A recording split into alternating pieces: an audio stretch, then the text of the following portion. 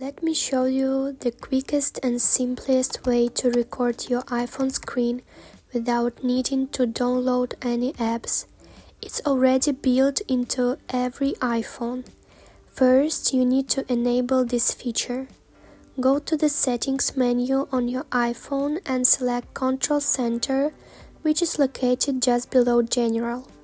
In the Control Center settings, you will see various options.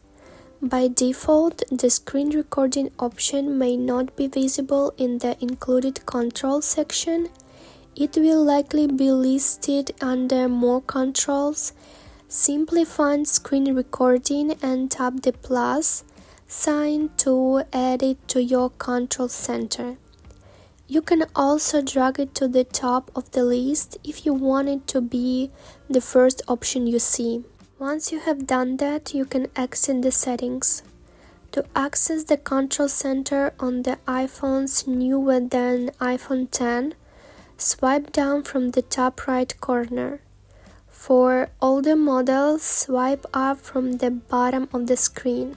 Once you have access to the control center, you should see the screen recording icon. Before you tap it, you can press and hold the icon to turn on your microphone. This is useful if you're doing a screen demonstration, as it allows your voice to be recorded. I also recommend using an external microphone for better audio quality. Make sure that your screen recordings are saved to your Photos app. Now you're all set.